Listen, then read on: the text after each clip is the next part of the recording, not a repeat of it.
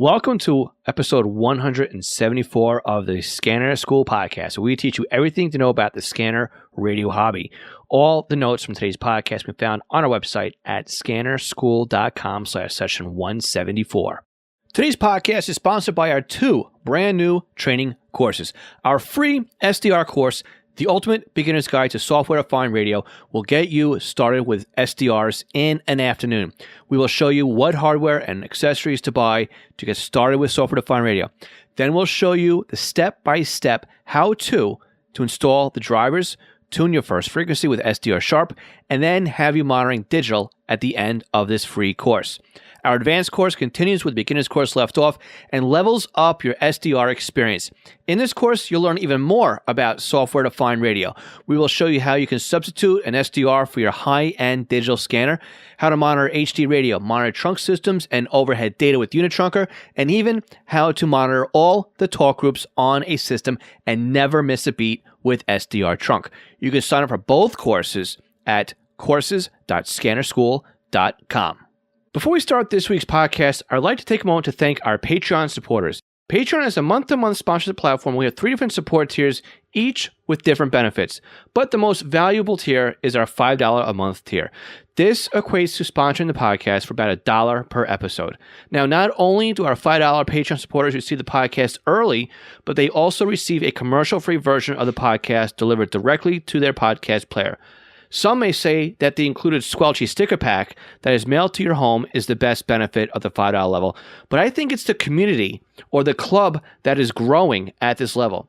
You see, we meet once a month on Zoom, and we have a roundtable discussion about scanning, ask questions, offer advice. Some of the members are answering other people's questions, and we just talk with our fellow Scanner School classmates. This is an exclusive group for our $5 Patreon members. Now, again, if all this wasn't enough at that level, you'll also receive discounts to upcoming Scanner School courses and offerings. Now, you can help support Scanner School by going to www.scannerschool.com/Patreon or www.scannerschool.com/support. Now, I'd like to thank all of our Patreon supporters at all levels, and they are Blurpy Benner, Brian King, Buzz Gold, Chris Paris, Craig Harper, Dan, Dave Pasco, David C., Danny Crotty, Ed Walsh, Eddie K., Edward Bramblett, Evan Barak, Gary Fletcher, Guy Lee, James Broxson, James Felling, James Peruta, Jeff Block, Jenny Taylor, Jim Heinrich, John Goldenberg, Ken Newberry, Kevin Zwicky, Lenny Bauer, Les Stevenson, Mark Beebe, Mason Kramer, Michael Kroger, Paul Teal, Raymond Hill, Richard Armstrong, Robert Kanzler, Ronnie Bach, Sal Marandola, Signals Everywhere, Tim Mazza, Todd Glendy, and William Arkand. Now let's start the podcast. Welcome to the Scanner School, a podcast dedicated to the scanner radio hobby. Class is about to begin. Here is your host, Phil Lichtenberger. Hey, how you doing? My name is Phil Lichtenberger, and my amateur radio call sign is W2LE, and welcome to Scanner School. This podcast is here to teach you everything to know about the scanner radio hobby, and we are looking to help you with your scanner radio questions. Yes, you've been hearing me over the last couple weeks give the same speech. It's because I'm running a little low on questions here, plus I want to help you earn a free tutoring session. So here's how it works. If you leave us a question using SpeakPipe or our local 516 number, again, 516-308-2885, and if we use your question on a future upcoming Ask Scanner School episode of the podcast, you're in the running for a free tutoring session. Now, you can always ask your question via email or using the contact form on the website. Yeah, we'll answer your question, but again, we're only offering the free tutoring sessions to anybody who uses their own voice. It's kind of an incentive to have you come on the podcast and ask your question. Now, if you just want additional help and you want to hire me as a one-on-one, again, you can get your own tutoring session at scannerschool.com/tutoring. So today, we are going to break down some differences between receivers and scanners. There's two different animals. They do very similar features, but they're not exactly the same here. So I would think of these as being more cousins than brothers and sisters in the radio world. All right. I mean, both receive frequencies, both can scan frequencies, both don't transmit. They each do what they were designed to do very well, or better than the other one. Let's put it that way. And again, too, we're going to talk about a lot of different things here. And if you're looking for a receiver or a scanner, we'll put some links in the session notes, and there'll be affiliate links so you can go ahead and buy them and help support Scanner School at the same time. Again, those will be in the session notes at scannerschool.com/session174. But listen, it's no secret that I enjoy the Scanner Radio hobby. I mean, I've even got my own podcast you might have heard about. I don't know. But I'm also a big user and collector of receivers. This is getting to be my favorite time of year when I start using my receivers even more. And we'll get into the reasons why in a little bit here. But most of the receivers in my collection are handheld receivers. It's just what I'm most comfortable using and how I enjoy using them. But it's also the receivers that I can afford, and also what my little parcel piece of land here allows me to use most efficiently. I'm not going to spend a lot of money on a receiver if it's going to go into a little teeny tiny antenna here. There's some benefits when you spend more money, and we're going to cover that again here in the podcast. But the reason for that is really because as we've learned previously, right, in order to receive low frequencies, typically you need larger antennas, and I'm just not into that part of the hobby that deeply in order to warrant investing my time and money into there. I mean, not to say I don't enjoy it, but right now it's not really where I am set up right now. So I do own plenty of ICOM receivers. It's typically where I gravitate towards when I'm buying receivers. Not to say there's anything wrong with Yaesu or Kenwood type of equipment. It's just I'm just more at home in the ICOM world. Just like we all have our own personal preference when it comes to Whistler, GRE, Radio Shack versus Uniden, right? We kind of pivot towards one side or the other, wherever we feel more comfortable. So with that said, I own an old ICOM ICR1, an R5, an R6, an R10. I also own an ICR100, a PCR100, a PCR1000, and a PCR1500. Yeah, I've got a small collection of receivers on top of a rather large collection of scanners. So let's break things down here. This is going to be a pretty quick podcast, and we're going to go through about 10 different bullet points here on the differences between scanners and receivers. So let's kick off the first one here. Receivers have a larger receive footprint than a typical scanner. So a typical receiver can receive down into, say, about 10 kilohertz, maybe sometimes even less. We consider like 0 hertz to be DC, right? Because you got no cycle, right? It's DC is direct current, which means it's either positive or nothing, or negative or nothing, right? So it doesn't oscillate like a sine wave, and a sine wave, again, as fast as you can change that sine wave, you will start changing the frequency. When you don't have a frequency and you have a constant, right, that's 0 hertz. So that's no RF, basically. So when you start really, really, really low in the band, right, you got really, really low frequencies, you have really large antennas, really large wavelengths. So depending on the receiver that we're using and how much money we're going to spend for it, depends and dictates pretty much how low in the band you can go. How low can you go on the receiver, right? So typically we're looking at about 100 kilohertz, give or take, is about the bottom of the receiver. But you can go up as far as a couple of gigahertz, 1 gig, 2 gig, 3 gig, much higher than that. So what you're going to get out of the box as far as usable frequency ranges, it's going to be a lot larger in a receiver. The typical scanners typically start as low as 25 megahertz. And again, money may vary on this one and go to about 1.3 gig. Again, money may vary. Money will dictate where this can go. Sometimes it's 23 to 800. Sometimes it's 25 to 1.3 gig. Sometimes it's 25 to just say 800, 25 to 512 with some breaks in between. So again, that's really the frequency band is different on receivers, and I typically enjoy using receivers when I have to go into places that scanners won't allow me to go into. For example, if you want to listen to a shortwave radio broadcast, you're not going to be able to do that on a scanner. If you want to listen to AM broadcast radio, again, not happening on a scanner, with really the exception of the older Uniden, say the BR330T, which I bought because it had a bar antenna, so I can listen to the AM broadcast stations on a scanner. But at this point, receivers will all have that built in. Okay, next up, Scanners have more modes typically not found in receivers. For example, NXDN, DMR, P25. These are pretty much now commonplace modes of reception that we can have in a scanner, right? When we start breaking into the digital world.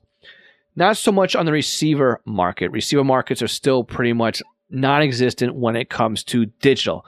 There's a couple of exceptions, but not many. Now, flip side on this one, with our next bullet point, is receivers have modes not found in a scanner, such as upper and lower sideband, AM, CW. Some receivers will do D-Star, will do P25, will do DPMR, and NXDN. So again, why is this important? Because it depends on where you want to use your radio and how you want to use it would kind of dictate if you're going to go with a scanner or are you going to go with a receiver. Okay, this is another one that's up for debate here. Scanners have better memory management than a receiver. I am on the fence on this one, or I'm on the side of the fence of saying that if you need better memory management, you definitely go with a scanner. Receivers are a little bit more cumbersome when it comes to management. Like, for example, out of the ICOM IC6 manual, basically you've got 1,300 alphanumeric memory channels, 50 scan edges, 20 auto-write memories. The R6 basically has 22 memory banks. Okay, so let's break that down. If we're looking at a DMA-style scanner, we have an almost infinite number of memory banks. We have 9,000 memory channels. You don't get like scan edges and auto writes like you do in like with the R6, but you're not limited to just 22 memory banks. Okay, so it's a little bit different in a receiver than a scanner. Receiver, you're gonna be in a different mindset when you use a receiver than in a scanner. Now, another bullet point here is that receivers have more options, many more options when it comes to the frequency, step sizes, and your flexibility.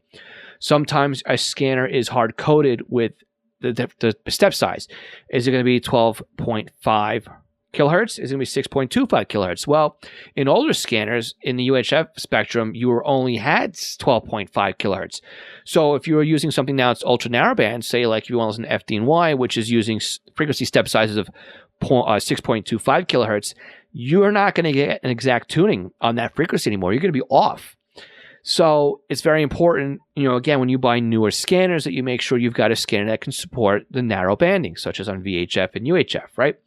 Well, when it comes to a receiver, you have control basically over the step size. You can go in there and you can say, I want a step size at 100 hertz or 100 kilohertz, or you want to even go to 12.5 kilohertz, 6.25, 7.5, 8.33, right? So you can really dictate where the scanner is going to tune into when you turn the dial. So I told you, it's a fast episode. On the other side of this break, we're going to break down the last 5 of 10 bullet points that I've kind of put together, which will differentiate a receiver versus a scanner. So make sure you stay tuned for the final countdown at the other side of the break.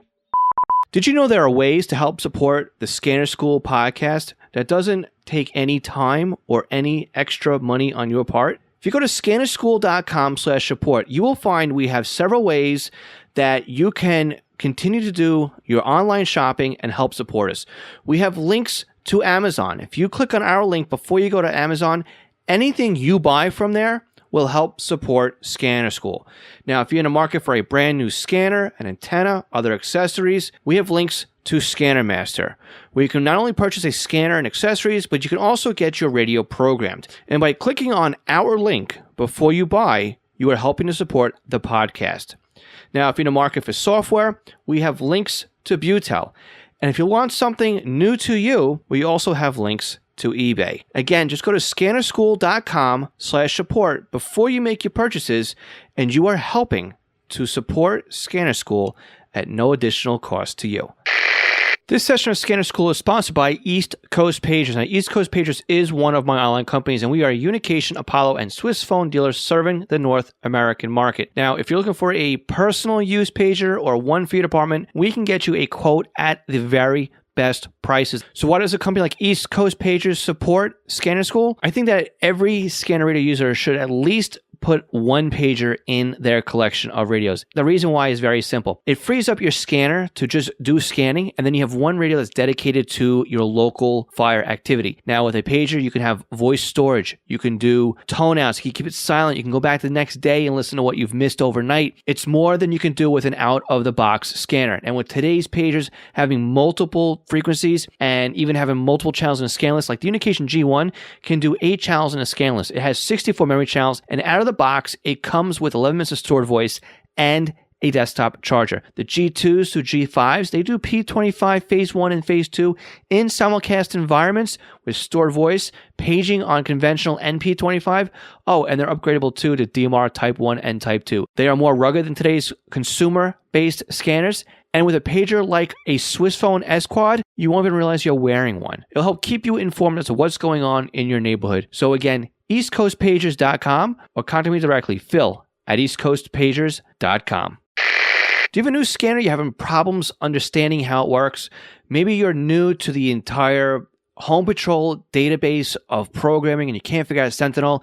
Did you get a new SDR and you're trying to figure out how to install it? Or you want to learn how to use Unitrunker, DSD Plus, maybe set up a PieAware, or even just make some changes and you don't understand how this system and the equipment works? The podcast might be great for you, but maybe you need a little bit more of one-on-one help with setting something up. I'm available to do just that with you with our private tutoring sessions. You can book me online by going to scannerschool.com/consulting for a 1-hour session. And it's great because we can actually share computer screens remotely, and I can guide you through step by step as if I was sitting right next to you. So again, book me for an hour at scannerschool.com/consulting for your Scanner Radio one-on-one tutoring session. National Communications Magazine is your personal library of scanner, CB, GMRS, FRS, MURS, and two-way radio articles written by the best minds in the business over the past 3 decades. Your NatCom personal online access account allows you to download the newest issues of America's Hobby Radio magazine, as well as back issues too. So visit natcommag.com to download your free sample issues and sign up today. That's natcommag.com for National Communications Magazine. Okay, so let's get into some of the bigger things here that are differences between scanners and receivers. I know you're probably all waiting for this one. Yes, scanners support trunking. Receivers typically do not.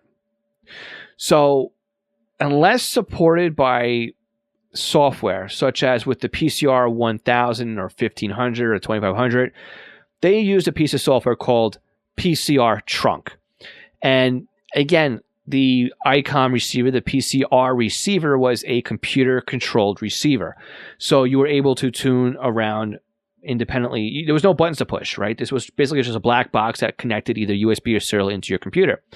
So with software, yes, it could trunk, but you had limitations on what it could do and everything else. A scanner, hands down, will work on trunking much better than a receiver. Okay, what's another bullet point here? Receivers can be expensive, very expensive, high-end, commercial grade, government grade. Receivers can cost an upwards and over $10,000 for a rack-mounted or professional desktop receiver. I mean, these have phenomenal specs, what you're going to get off of it, what you're going to use it for. I mean, these are people who are going to be chasing DX or are going to be using this to receive something, again, governmental use, etc., etc. For example, an ICOM IC 9500 is going to cost you $12,500. The very popular, though, IC 8600, which you'll find a lot in the hobby world, is still a $2,200 to $2,500 radio. It's expensive, but for those who enjoy low band, bottom basement band reception, monitoring utility bands, DX band, this is where they want to spend their money. They've got the hardware. They've got, and I'm saying hardware as far as they've got the antenna set up. They've got the property size. They've got the right conditions to support buying a radio of that investment. I don't here at my house. I don't have a big enough land to, or tall enough trees, I don't have any trees really, to put a random wire up that would help me at all with a radio at that size. I could put antennas up and I could enjoy a good time with a handheld receiver. But again, handheld receivers could be prone to overload when you hook it up to an antenna like that as well. Commercial or desktop rack-mounted expensive receivers are more at home in those kinds of environments. So if you're really, really, really into the receiver world of things, you can spend over $10,000 if you want to. Again, you want to compare that to an SDS 200 and complain an SDS 200 costs you too much money? Yeah. Let's figure out how many SDS 200s we can actually afford if we were to cut out buy an expensive piece of receiver hardware. So let's see what else we have here on the list. Some receivers, is another bullet point here, some receivers can support dual receive, such as the ICOM R30. Now, the ICOM R30 is a $560, $600 receiver. This is pretty much ICOM's top-of-the-line handheld receiver, and it does quite a bit. And I have been looking at buying one of these for myself for quite some time. I'm just having a hard time justifying the purchase, although I'm pretty sure by the end of the year I'll have one of those, I'm sure of. But it's a nice radio, and again, it does have dual receive in it, so you can put two tuners in there as well. AOR was also working on a receiver it was built for people who monitor aviation, and it had 4 receivers in it. It was built more around the SDR world, and they had prototypes out there, and I haven't seen anything from AOR that actually said it was commercially available, but that was a really cool piece of product. Again, you can receive 4 things with one radio, and again, scanners out there are not supporting that right now. Again, your Baofeng can do it if you're not in scan mode. Amateur radio can do it. Again, they're not really scanners either, but again, find me a scanner that supports dual receive, not using priority. I mean, true dual receive. You're not really going to find one. So maybe this bullet point is really directed towards one particular receiver in general, but again, it's something you can't do with a scanner. Okay, let's go on another bullet point here, and that is scanners have better alpha tagging features. The longer bank tags, longer system tags, longer group tags, etc., can be done on a scanner. Receivers typically have shorter segmented displays are not really meant to be used, such as with the way that dot matrix or regular LCD displays that you find on the 996s, the Home Patrols, even in the Whistler line of things, right? That's not what you're going to get on an ICOM ICR6. It's more of a segmented display. So far ahead of receivers is scanners when it comes to what you're going to look at and the information you're going to get out of a scanner. So again, told you a quick episode. Last point here. We're going to give this one over to the scanner side of the world. With close call and signal stalking, scanners can help you find a closer frequency faster than a receiver can. So again, I'm going to give the edge on this one to a scanner radio. And again, we've done a comparison on close call versus signal stalker. So if you want to check out that one, that's in the back catalog. But each one of these has a place in your setup. Now, again, I enjoy going out by the fire pit in the spring and summer and fall months and taking a receiver outside with me and tuning around to the AM bands or tuning around to shortwave listening. It's just something I enjoy doing. Going out at night, it's crisp, it's cool, it's just nice outside to spend a couple minutes alone. And again, tuning around the dial and just seeing what I can pick up and receive. If I find something interesting or something that I would want to just play around with, it's really cool to be able to do that on the backyard. Again, you could take it to the beach with you or something like that as well if that's one of those things you enjoy doing. Again, a lot of people enjoy using receivers for aviation, and they find they just work better in the aviation spectrum. And again, I typically put a lot of aviation stuff in all my receivers. I tend to put some rails and some other non-essential stuff in there. So I'll throw my local fire department in there if I want to change it up a little bit. But typically, I have a lot of low-band stuff in there, shortwave radio stuff, aviation. Those kinds of things are what's sitting in a lot of my receivers. And again, how many receivers do I need? I really only need one, but I've got a pile of them. So, I've got the disease. Again, receivers are great for listening to AM broadcast band. Again, something you cannot do on the scanner. And again, something that's nice to do if you're listening to a ball game or sports, or maybe even if you want talk radio or something like that, is nice to do on an AM radio. So let's say you want to dip your toe into this receiving world, but you don't want to invest in a piece of hardware. So we can really do that for about $30 here. You can go and check out our free SDR course. That will show you how to get started with software-defined radios. But if you jump into our advanced course, we're going to show you how you can spend a little bit more money and jump into a higher end SDR that will work a lot better than the $30 receivers in shortwave radio and in AM broadcast and DXing and stuff like that. So again, if you want to learn about basic SDR use, and guys, I did tease the $30. So if you use the SDR.com blog dongle, you can actually set that one up to go down into HF. There's other ways around it as well, but again, the higher end models have better filtering, and they will give you a much better time when it comes to setting up broadcasting or receiving that way as well. And again, also in software-defined radios, you can also use somebody else's receiver. So there might be somebody who has a better receiver than you do, or maybe you don't have a receiver and you want to tune around and play around with somebody else's radio. You can do so, whether they're across town, across the state, or across the country, or even across the world. There's ways to log in and use other people's software-defined radios. And again, we cover that in our advanced SDR training course. So if you go to courses.scannerschool.com, you can sign up for our basic or advanced SDR course. So again, all sessions from today's podcast can be found online at scannerschool.com/session 174. Please make sure you're subscribed to this podcast by clicking the subscribe button on your podcast player of choice, or if you're on YouTube, click the subscribe button and the bell. And also check out our weekly newsletter, which you can subscribe to by going to scannerschool.com and clicking on the Scanner School, the newsletter link, or by just filling out the form on the front page. That will subscribe you to our email newsletter.